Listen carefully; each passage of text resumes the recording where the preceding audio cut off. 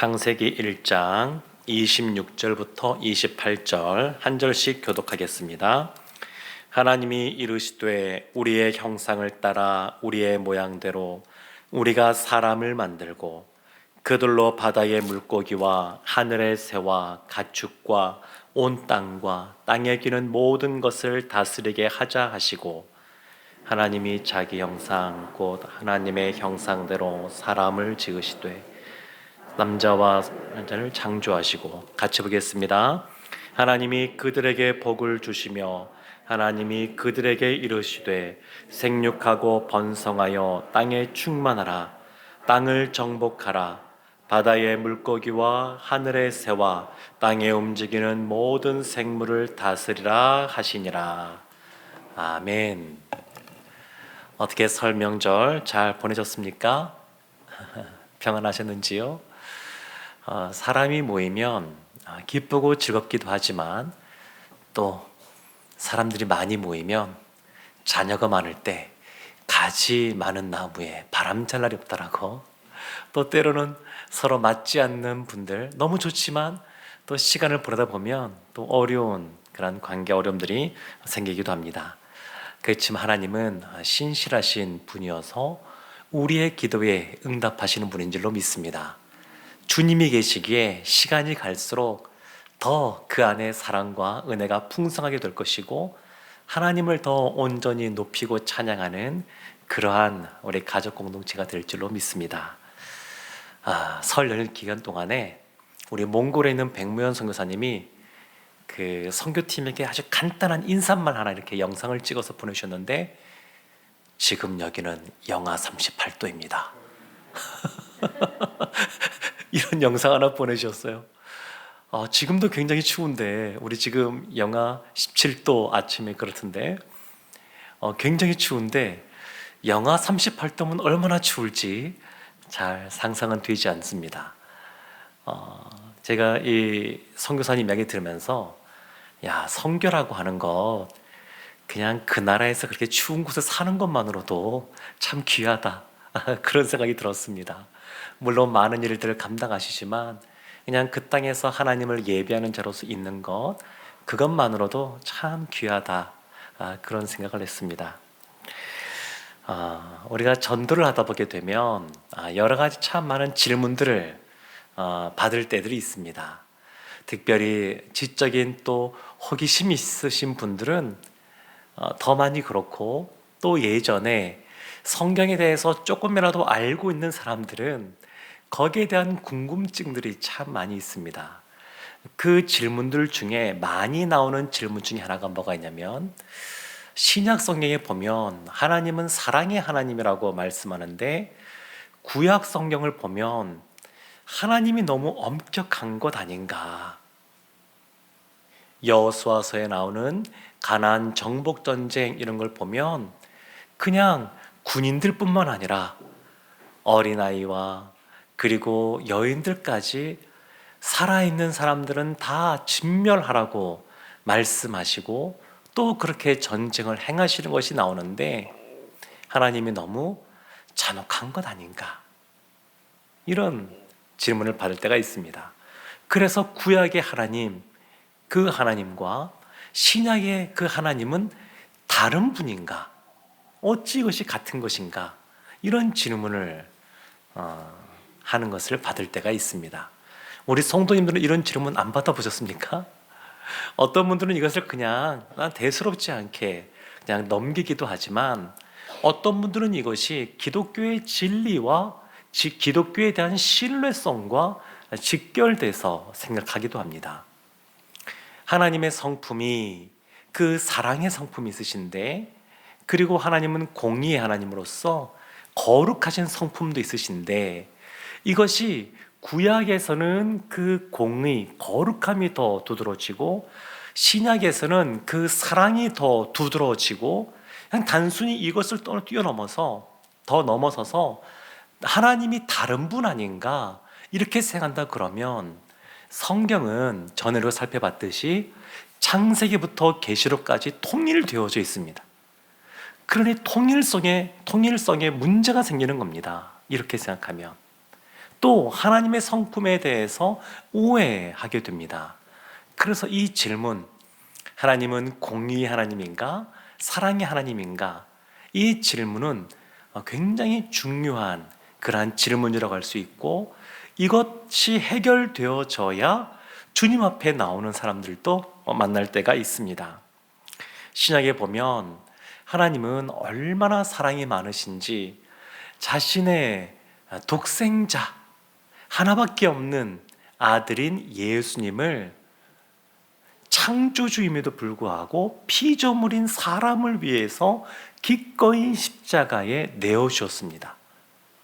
예수님이 십자가에서 돌아가실 때는 영원전부터 늘 함께 하셨는데 그 예수님과 단절되는 아픔을 겪으셨습니다. 하나님이 이와 같이 고통을 느낀다고 하는 것은 사실은 우리가 상상할 수 없는 영역입니다. 예수님이 십자가를 실 때 그 십자가를 체험한다고 어떤 곳에서는 채찍으로 때리기도 하고 그렇게 한다고 하는데, 인간이 느끼는, 사람이 느낀 어떤 육체의 고통과 하나님이시면서 사람의 모습으로 이 땅에 오신 예수님이 느끼는 고통은 비교할 수 없는 고통입니다. 그러니까 우리가 아무리 어떻게 한다 그래도 예수님의 그 고통을 이해할 수가 없습니다. 우리는 피조물로서 사람들에게 어떤 비난, 또 이런 얘기를 들었을 때에 감당할 수 없는 어떤 모욕감을 느끼기도 하고 분노가 치밀기도 하고 그러는데, 예수님은 말씀으로써 세상을 창조하신 분이십니다. 근데 그 하나님이신 예수님께서 그와 같은 모욕을 당한다고 하는 것은 우리가 상상할 수 없는 영역입니다.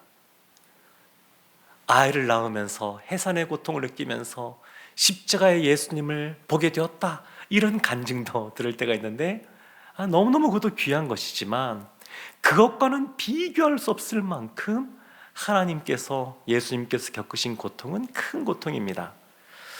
그런데 하나님께서 우리를 너무너무 사랑하셔서 그와 같은 고통을 감내하시고 예수님을 보내주신 겁니다. 그래서 너무 사랑의 하나님으로 우리에게 다가옵니다. 예수님도 이 땅에 계시면서 사랑을 많이 보여주셨고 사랑을 많이 강조하셨습니다. 그래서 한 율법사가 예수님을 시험하기 위해서 질문을 던집니다. 어떤 계명이 가장 크냐? 그때 예수님이 가장 큰 계명을 말씀하실 때도 사랑을 말씀하셨습니다. 마태복음 22장 36절부터 39절까지의 말씀인데, 선생님, 율법 중에서 어느 계명이 크니까?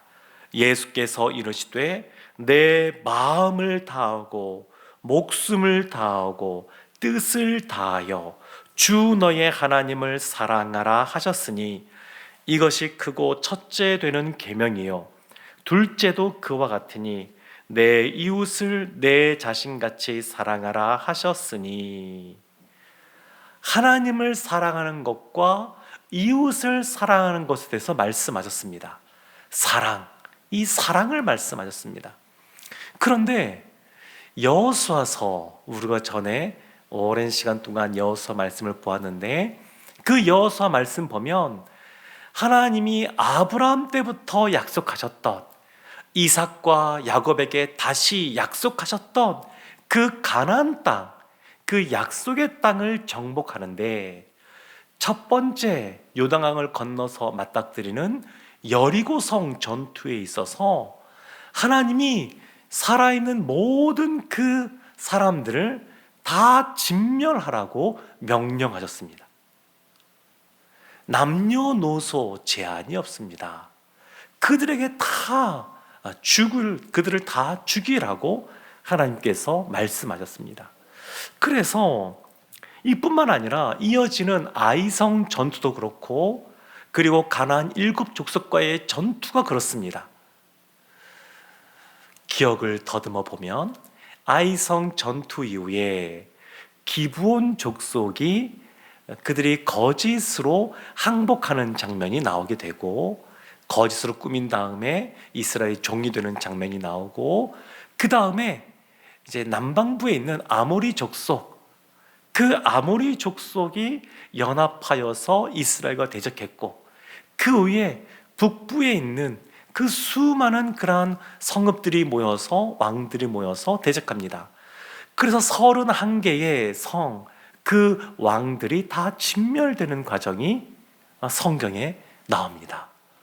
왜 이렇게까지 하셨을까? 왜 이렇게까지 하셨을까? 사실 다 진멸된 건 아니고 살아남은 사람들이 있었는데, 라합과 그의 가족들, 여리고 성에 있었던 그의 가족들이 살아남았고, 그리고 거짓되게 했지만 기브온 족속이 종들로서 살아남았습니다. 그래서 하나님이 모든 족속을 진멸하라 라고 하는 이 하렘 전쟁, 이것을 명령하셨을 때에는 이스라엘이 그만큼 거룩하기를 원하셨습니다. 그런데 하나님께서 이와 같이 전쟁을 벌일 때 우리가 기억해야 될 것이 있습니다. 이제 이 구약의 하나님에 나오는 그 공의의 하나님을 이해할 때 우리가 꼭 기억해야 될 말씀이 있는데, 그 중에 하나가 오늘 본문에 나오는 창세기 1장 26절부터 28절까지의 말씀입니다. 하나님이 아담과 하와를 창조하셨습니다. 그리고 28절 말씀 우리 함께 합독하도록 하겠습니다. 하나님이 그들에게 복을 주시며 하나님이 그들에게 이르시되 생육하고 번성하여 땅에 충만하라. 땅을 정복하라. 바다의 물고기와 하늘의 새와 땅에 움직이는 모든 생물을 다스리라 하시니라. 아멘. 하나님이 복을 주셨다는 겁니다. 아담과 하와를 만드시고 복을 주셨다고 하는 겁니다. 그러니까 하나님은 사람을 만드시고 먼저 복을 주시는 하나님입니다. 하나님이 사랑을 보여주신 겁니다. 구약의 하나님도 사랑의 하나님입니다. 사랑의 하나님인데 창세기 3장에 보면 아담이 범죄하여서 아담과 하와의 범죄로 말미암아 그들 가운데 심판으로 그들 가운데 형벌이 임하게 되었습니다. 이것을 우리가 기억해야 됩니다. 하나님은 사랑이 없는 분이 아니라, 사랑이 없이 의만, 공의만 행하시는 분이 아니라 사랑이 있으면서도 공의를 행하시는 분입니다. 거꾸로도 마찬가지입니다. 하나님의 사랑을 말할 때 공의가 없이 사랑만 있는 것이 아닙니다. 하나님은 공의로우시면서도 동시에 사랑을 베풀어 주십니다. 하나님의 이 거룩하심과 이 사랑은 구분되기는 하지만 분리되지 않습니다. 떨어져 있는 것이 아닙니다. 동전의 양면처럼 함께 하는 겁니다. 하나님은 공의로우시면서 동시에 사랑의 하나님입니다. 이것은 구약이나 신약이나 동일합니다. 하나님은 동일하신 분이십니다. 사랑하는 성도 여러분, 그래서 하나님을 우리가 은혜와 진리의 하나님, 이렇게 고백하는 겁니다. 가나안 정복에 있어서도 우리가 기억해야 될 말씀이 창세기 15장 16절에 이렇게 말합니다. 내 자손은 4대 만에 이 땅으로 돌아오리니 이는 아모리 족속의 죄악이 아직 가득 차지 아니함이니라 하시더니, 하나님이 아브람과 이삭과 야곱에게 약속의 땅, 가나안 땅을 약속해 주셨는데 바로 주지 않으시고 4대 만에 돌아오게 될 것이다, 이렇게 말씀하십니다. 그래서 이유가 있는데, 이는 아모리 족속의 죄악이 아직 가득 차지 아니하였기 때문이다. 이 말은 가나안의 죄악 때문에 그들이 심판을 당한 겁니다. 하나님이 잔인하게 그들을 죽이신 것이 아니라 그들은 죽어 마땅한 죄악이 있었는데 하나님이 그들을 참고 돌아올 수 있도록 인내하신 겁니다. 가나안 족속이 그와 같이 진멸된 것은 그 가나안 족속의 죄악에 대해서 하나님이 그들을 심판하시는데 이스라엘의 정복 전쟁을 통해서 심판하신 겁니다. 이스라엘도 보면 이런 경우들이 있었습니다.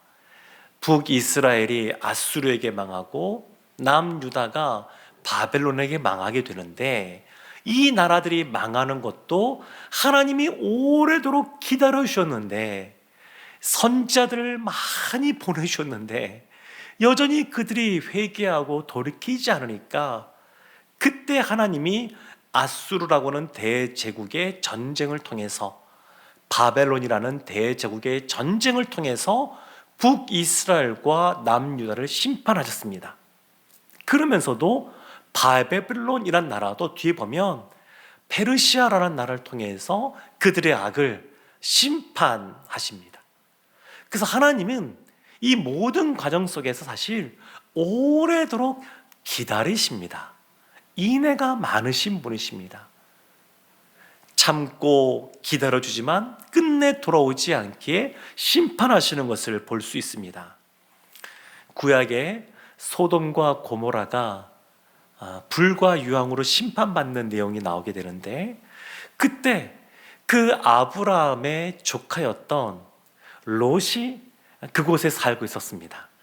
그래서 하나님이 아브라함에게 이제 심판할 것이다 말씀하시니까, 아브라함이 그 조카 롯을 생각해서 하나님께 그렇게 요청합니다. 하나님, 어찌 의인이 악인 때문에 같이 망하게 하십니까? 그래서 하나님이 내가 의인이 있음에도 불구하고 악인 때문에 망하게 하지 않는다, 이렇게 말씀하시는데, 처음에 아브라함이 50명부터 시작하여서 45명, 40명, 30명, 20명, 마지막에는 10명까지, 이 10명까지 의인이 있다 그러면 그들을 망하게 하실 겁니까? 하나님이 10명이라도 있으면 망하지 않는다. 그리고 하나님께서 여기서 대화를 그치십니다.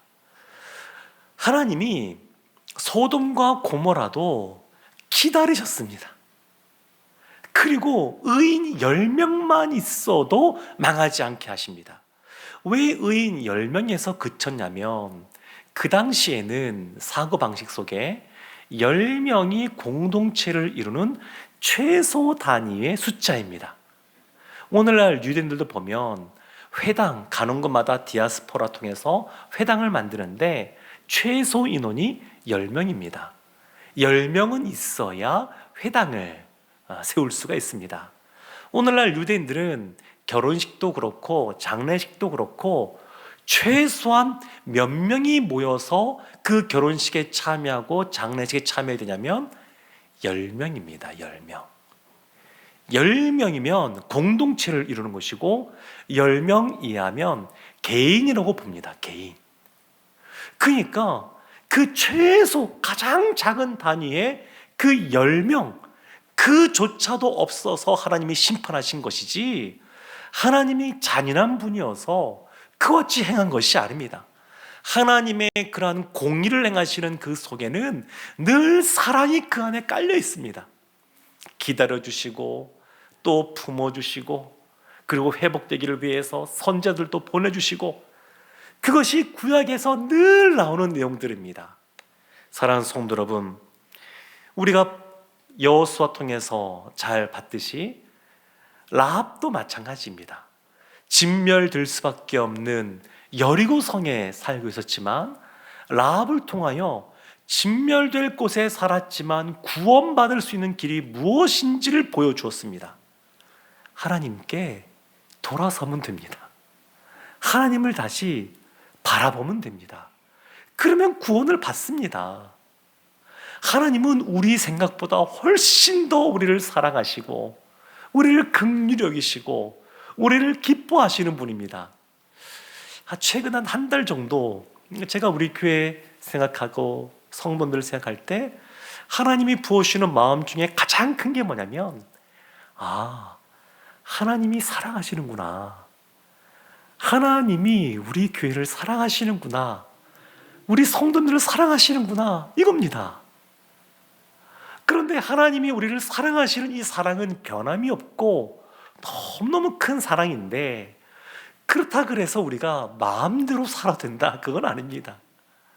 하나님의 사랑을 받는 자로서 그의 합당한 모습들을 갖추어 가야 됩니다. 하나님을 사랑을 받기에 부족한 모습이다 그러면, 혹 죄하겠다 그러면 회개해야 되고, 그리고 부족한 것이 있다 그러면 맺고 가야 됩니다. 그래서 사랑받기에 합당한 사람의 모습으로 갖추어져 가야 됩니다. 예수님은 우리에게 사랑에 대해서, 의와 또 사랑에 대해서 말씀하십니다. 첫 번째 계명, 두 번째 계명, 하나님을 사랑하면서 이웃을 사랑하는 겁니다. 그러면서 산상수훈 다음에 하나님 예수님께서 우리에게 알려주신 그 중요한 내용이 있는데, 그것이 너희는 먼저 그의 나라와 그의 의를 구하라 라는 겁니다. 그러면 이 모든 것을 더하시리라. 이것이 예수님이 알려주신 주기도 그 내용의 핵심이면서 우리가 꼭 기억해야 될 내용입니다. 그의 나라와 그의 의를 먼저 구하는 겁니다. 성경에서 의라고 하는 것은 하나님의 말씀에 순종하는 겁니다. 그리고 성경에서 우리에게 의라고 말할 때는, 의로운 사람이라고 말할 때는 다 관계적인 단어입니다. 하나님과 우리 사이에, 사람 사이에, 사람과 사람 사이의 관계, 그 안에서 의로운 관계가 나옵니다. 산상수훈에도 보면 어떠한 사람이 의로운 사람이냐? 가난한 사람을 기억하고 돌보는 사람, 고통 가운데 있는 사람과 함께하면서 같이 울어주는 사람, 그 사람이 의로운 사람입니다. 하나님은 공의의 하나님이시면서 사랑의 하나님이신데, 하나님의 자녀인 우리도 하나님의 성품을 닮아가기를 원하십니다. 그런데 우리가 그 공의로우시면서 사랑의 그 성품을 닮아가려면 그것이 어떻게 표출이 되느냐? 성경에서는 이웃들과의 관계 속에서 그것을 많이 이야기하고 있습니다. 선한 사마리안 비유에서도 보듯이 제사장 또 레위인들 다 이해는 됩니다. 제사도 지내야 되고 또 예배도 드려야 되는데, 그 당시에 그렇게 피 흘린 사람을 만지게 되면 부정한 사람이 되어서 그 직무를 감당할 수가 없습니다. 이해는 됩니다. 그런데 예수님은 그것보다 더 큰 사랑을 요구하십니다. 그 공의만 생각하는 것이 아니라 그 밑바탕에 본인이 순서였지만, 제사장들은 이 당시에 늘 제가 매주마다 설교하는 것처럼 제사 업무를 감당했던 것이 아니고, 제사장들은 돌아가면서 하는데 몇 년에 한 번 돌아올 정도였습니다. 그러니까 본인이 맡은 제사면 그만큼 중요한 겁니다. 그런데 그렇단다 할지라도 본인이 건너뛰면 됩니다. 물론 제사를 지낼 때 받는 그러한 것들이 있어서 제사장이 살아감에 있어 것이 꼭 필요한 것이었지만, 그거보다 더 중요한 것, 한 영혼을 생각하고 그의 고통 가운데 있는 상황을 돌아보고 그를 보살피고 그를 사랑으로 대하는 것, 이것이 더 중요하다고 예수님이 알려주신 겁니다. 의로우신 그 하나님, 그 사랑의 하나님, 그 사랑이 넘치는 의로운 모습을 우리도 살기 원하시는데, 우리 주변에 가난하고 힘든 분들을 돌아보는 것, 아프고 눈물 흘리는 분을 돌아보는 것, 우리의 필요가 도움이 있는 분을 돌아보는 것, 이것이 의로운, 사랑 있는 의로운 사람이라고 성경은 말합니다. 사랑하는 성도 여러분, 구약에서 공의가 강조되는 것처럼 보이고 신약에서는 사랑만 강조되는 것처럼 보일지 몰라도 성경은 이 두 가지를 다 담고 있습니다. 그리고 하나님의 자녀인 우리도 거룩함 속에 사랑에 넘치는 삶을 살기를 원하십니다. 근데 생각보다 이것을 행하는 것이 참 어렵습니다. 가나안 정복 전쟁을 펼치는 것, 누군가는 피 흘려야 되는 전쟁이었습니다. 오늘날 우리가 예수님 믿고 신앙생활을 할 때에 그리스도를 닮아가는 성화라고 하는 이 과정도 가나안 정복 전쟁과 비슷한 면들이 있습니다. 우리도 죄와 피 흘리기까지 싸워가는 겁니다. 우리가 본성적으로 자신보다 남을 더 위해 주기가 참 어렵습니다. 그런데 우리를 사랑하는 만큼 이웃을 사랑하라고 예수님이 말씀하셨는데, 그와 같이 이웃을 내가 나를 사랑하는 것처럼 사랑하는 모습으로 다가가는 것, 쉬운 것은 아닙니다. 그럼에도 불구하고 하나님이 그것을 우리에게 요구하고 계십니다. 이 말씀에 순종하는 삶이 의로운 삶입니다. 시편 1편에 보면 복 있는 사람과 악인의 삶을 말하고 있습니다. 복 있는 사람은 시냇가에 심은 나무와 같이 푸른 잎사귀를 내고 많은 열매를 맺습니다. 열매는 사시사철, 그 표현을 보면 열매가 한 번 맺히고 끝나는 것이 아니라 계속해서 맺히는 겁니다. 얼마나 풍성합니까? 열매가 한 번 맺히고 마는 것이 아니라 계속 맺히는 거니까. 그러나 의롭지 못한 그러한 악인들은 바람에 나는 겨와 같이 날아가고 결국 망하게 됩니다. 그래서 예수 믿는 사람의 삶은 어찌 보면 세상에서 재산을 많이 획득을 해도 자기 자신만을 위해서 쓰는 사람이 아니라 그것을 흘려보내는 삶을 살아갑니다. 그래서 누가 보면 이 돈에 가장 우선순위를 두고 가치를 두는 사람들이 보면 저 사람들은 왜 저렇게 기부도 많이 하고 저렇게 할까? 그냥 자신이 더 많은 것들을 소유하고 또 그러면 될 것 같은데 참 이상하다, 이런 이야기를 듣는 사람들입니다. 예수 믿는 사람은 본인의 건강을 위해서 열심히 운동도 하고 먹는 것도 조절하고 그렇게 하겠지만, 다른 사람의 건강을 위해서도 아프신 분들이 있으면 같이 찾아가서 위로해 주고, 그리고 주님 안에서 같이 기도해 주고 주님이 주시는 마음으로 용기를 주는 사람들입니다. 가족끼리 모일 때 가깝지만 참 쉽지 않은 관계들이 참 많이 있습니다.